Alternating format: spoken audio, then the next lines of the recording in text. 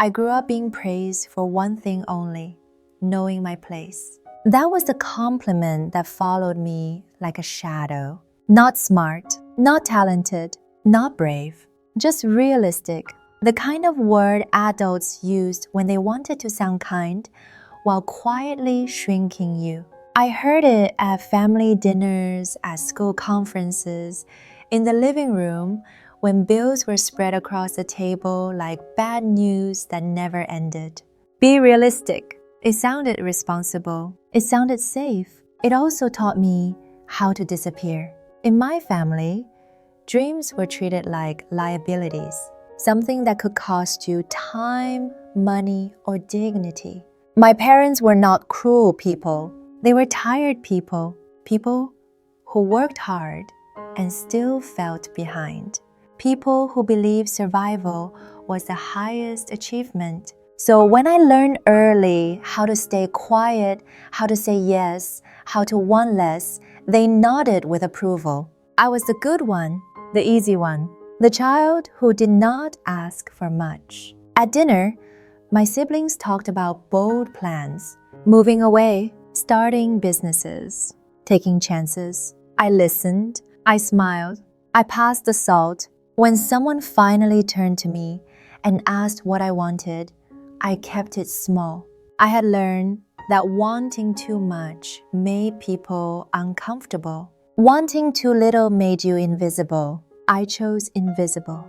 It felt safer. I remember one night clearly. The kitchen light flickered the way it always did. The air smelled like overcooked rice and exhaustion. Someone asked me where I saw myself in 5 years. I hesitated. My heart sped up. I said something modest, something careful. I said I wanted to learn more, maybe grow. Nothing dramatic, nothing reckless. The table went quiet. Then someone laughed, not loud, not mean, just enough to sting. Why would you even try? They said. People like us do not get those lives. No one argued. No one defended me. The conversation moved on. Plates clinked. Someone turned on the television. And just like that, the moment passed. On the outside, I nodded. On the inside, something cracked. I did not cry. I did not storm out. I swallowed it the way I had swallowed everything else. But later, lying in bed, staring at the ceiling, that sentence replayed itself. Why would you even try? It sounded logical. It sounded familiar. It also sounded like a cage. Up until that point, I thought my restlessness meant I was ungrateful, that my quiet dissatisfaction meant I was weak. But that night, a different thought crept in. Soft, dangerous, almost hopeful. What if there was nothing wrong with me? What if the voice telling me to stay small was not wisdom, but fear passed down like an heirloom no one questioned? I did not suddenly become confident. I did not make a plan. I did not tell anyone how I felt. But for the first time, I noticed the pattern. How often I stopped myself before trying. How often I said no before the world had a chance to say it to me. How often I confused humility with self-erasure. I fell asleep with a strange awareness settling in my chest, heavy but alive. That was the night I realized I had not been failing at life. I had been obeying limits that were never mine to begin with. And once you see that, you can never unsee it. I did not wake up the next morning transformed. There was no dramatic resolve, no sudden confidence humming through my veins. I still made my bed the same way. I still checked my phone before getting up.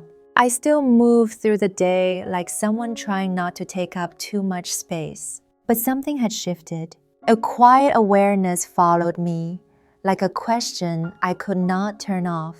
Scarcity was the first language I learned. Long before I understood money, I understood lack. Lack of time, lack of options, lack of room for mistakes. In my house, everything was measured against what could go wrong. If you wanted something new, the first response was not excitement. It was a warning. What if it fails? What if you waste money? What if people laugh? Fear spoke first and loudest. I watched my parents flinch at opportunity. A better job meant instability. A new city meant danger. Education meant debt. They were not wrong, not entirely. Life had taught them caution the hard way. But as a child, I absorbed their fear without understanding its origin. It became my own. I learned to scan for risk before hope. I learned to prepare for disappointment before possibility. I learned to say no before I even finished asking myself what I wanted. By the time I reached adulthood, scarcity was no longer a circumstance. It was a reflex. When someone mentioned a course, I thought about the cost. When someone talked about changing careers, I thought about the years lost. When someone encouraged me to apply for something bigger, I felt a tightness in my chest and said, I am not ready. It sounded responsible. It sounded mature. It also kept me exactly where I was. There was a moment that still makes my stomach turn when I think about it. I was offered an opportunity at work, not a promotion, not a miracle, just a chance to step into a role that would stretch me. It meant learning new skills. It meant being seen. It meant the possibility of failing in public. I went home that night and made a list of reasons not to take it.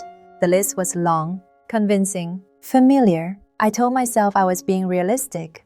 The next day, I declined. I smiled. I thanked them. I said maybe next time. The relief was immediate. The regret came later, slow and heavy. I watched someone else step into that space. I watched them struggle, learn, grow. I watched them become someone I secretly believed I could have been if I had not been so afraid. That was when the thought hit me, sharp and unwelcome. I was not failing because I lacked ability. I was failing because I never gave myself permission to try.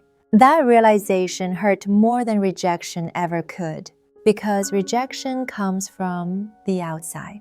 This came from me. I started noticing how often I protected myself from disappointment by choosing stagnation.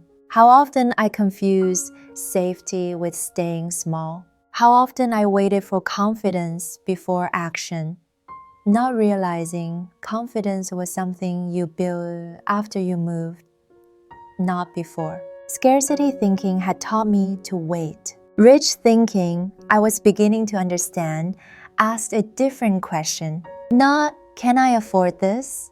But, what will this cost me if I do not try? Not, what if I fail? But, what will I learn? I did not change everything at once. I changed one question. When fear said, I cannot, I added a word, yet. When my mind said, that is not for people like me, I asked, why not? The answers were uncomfortable. They pointed back to stories I had accepted without proof. For the first time, I saw my mindset for what it was. Not truth, not destiny, just a habit. And habits, I was starting to realize, could be broken. But breaking them would mean doing something far more frightening than failing. It would mean outgrowing the version of me my family felt comfortable with. And I was not sure yet if I was brave enough for that. I wish I could tell you the shift was graceful, that once I saw the pattern, I stepped cleanly into a better version of myself. That is not how it happened. Growth did not arrive like confidence. It arrived like discomfort, like friction, like a constant low-grade tension between who I had been trained to be and who I was starting to become. The real turning point came at work, though I did not recognize it as such at first. I was sitting in a meeting, listening to people speak with certainty about things I understood just as well, sometimes better. I had done the research. I had solved similar problems quietly, behind the scenes. But when the room opened for ideas, I stayed silent. My hands were cold. My heart pounded. I told myself someone else would say it better. Someone else did, and they were praised for it. I remember staring at the table, heat rising in my face, not because I was angry at them, but because I was angry at myself. I had chosen silence again, not because I lacked insight, but because I was afraid of being wrong out loud. That was the moment something hardened in me. Not bitterness, resolve. I went home and sat on the edge of my bed, shoes still on, staring at nothing. A single thought repeated itself over and over. Playing small is not humility. It is self-betrayal. That night, I did something new. I did not make a 5-year plan. I did not announce a transformation. I opened my laptop and started learning. Quietly, consistently. I invested time instead of waiting for permission. I asked questions I had been afraid to ask. I reached out to people I assumed would ignore me. Some did, some did not. Each response taught me something. Each rejection stung less than the last. The more I learned, the harder it became to pretend I was incapable. With growth came friction. I stopped agreeing automatically. I stopped downplaying my thoughts. I set small boundaries. Nothing dramatic, just enough to protect my energy. My family noticed immediately. They always do when you change the role you have been assigned. "You seem different," someone said one evening. "Not curious, cautious." I smiled and said I was tired. The truth was, I was changing, and my change made them uneasy. Not because it was wrong, but because it disrupted the balance. I had been the stable one, the quiet one, the one who made everyone else feel bold by comparison. My growth threatened that unspoken agreement.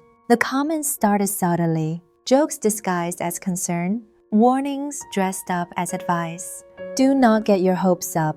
You do not want to disappoint yourself. Remember where you come from. Each sentence carried the same message. Come back. Stay small. Do not make us question our own limits. For a while, the old guilt resurfaced, the urge to reassure them, to explain myself, to shrink back into the familiar shape they recognized. But something had shifted too far for that. I could feel it. The cost of returning to who I was felt heavier than the fear of becoming someone new. The confrontation I had been avoiding finally arrived at a family gathering. The room was loud, the air thick with expectation. Someone brought up my work, my learning, my plans, not with pride, but with disbelief. The words landed sharp and public. Do you really think you are that kind of person now? The old me would have laughed it off. The old me would have apologized for trying. This time, I did not. I felt my pulse steady. My voice came out calm, almost surprising me. I am learning, I said, and I am allowed to. The silence that followed was heavy, not angry, unsettled. I saw it then, clearly. My growth was not the problem. Their fear was, and it was not my responsibility to carry it for them. That was the moment I chose myself fully. Not in defiance, not in anger, in honesty. I did not cut anyone off. I did not make speeches. I simply stopped shrinking. I kept learning. I kept showing up. I kept asking better questions. And slowly, the life I had been afraid to imagine began to take shape around me.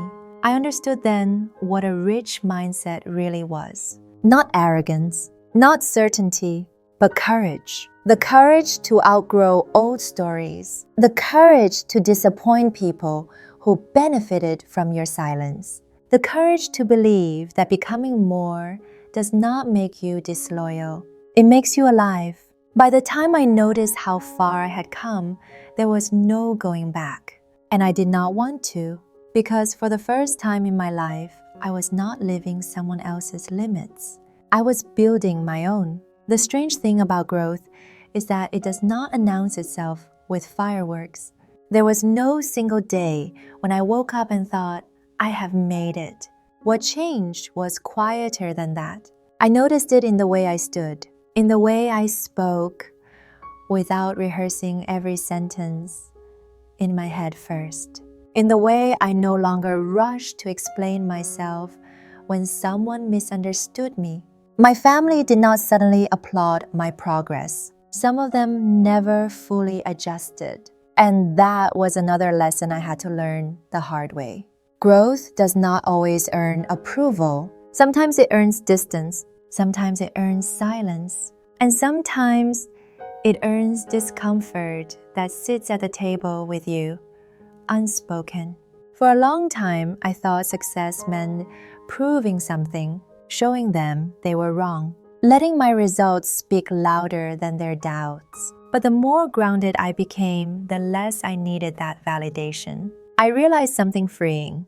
Their belief in me was never required for my life to expand. It only mattered that I stopped borrowing their fear. I did not cut ties. I did not rewrite history. I simply changed how much weight their voices carried inside my head. When advice came wrapped in anxiety, I listened politely and chose differently. When guilt tried to pull me back into old roles, I acknowledged it and kept moving. Boundaries did not make me cold. They made me clear. There was a moment, months later, when I caught myself doing something ordinary. Sitting at my desk, working on a problem I once would have been afraid to touch. I realized my hands were steady.